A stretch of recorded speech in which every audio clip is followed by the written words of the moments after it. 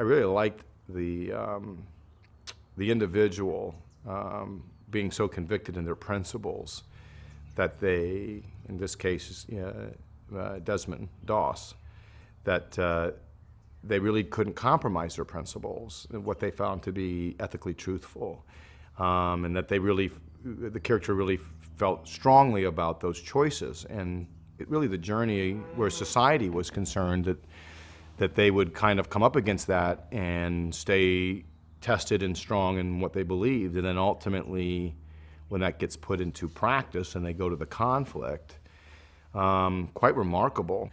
Also, it was the opportunity to work with Mel. I think Mel is one of the great directors alive. I mean, you look at the films that he's done, and most recently that Apocalypto, how incredible it was. It was on another level. I mean, to do things that are pioneering in cinema, especially as it's been around for a while, it's very unique. You know, a lot of people are just doing a great job executing types of movies that we've seen before. And I thought with Apocalypto, he really, advanced things and did something quite wonderful with that movie.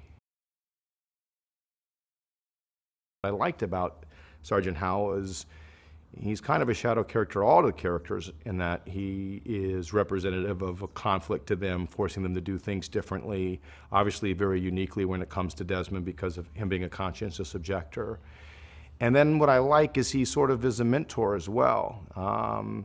He's also someone I think that gives him and the other characters a lot of skills that they're able to use in the adventure that they go into. So it's interesting versus a character kind of being one archetype consistently for the duration of the story. Sergeant Howell gets to be different archetypes. Really understanding drill sergeants, the drill sergeant creed, the point of view, especially in a wartime situation. And then also understanding the individual behind that, what led him to that moment and where does his own individual ideas collide with what's happening and what he's being asked to do. And then when you get into the battle, it's really a preparation of feeling what is the balance of his own experience and responsibility to what's going on.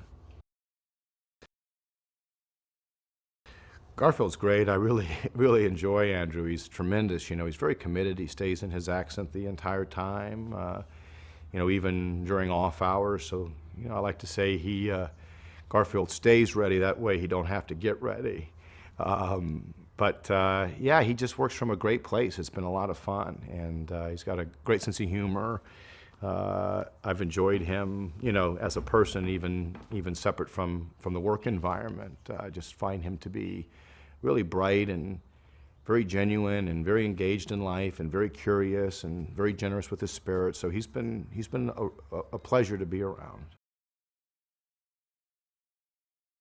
I love Mel. I think he's such an amazing talent, and very generous of spirit, and he's got a great combination, I think, of being very smart, having great taste, and then also being very including with that, bringing you into that, and very generous with it.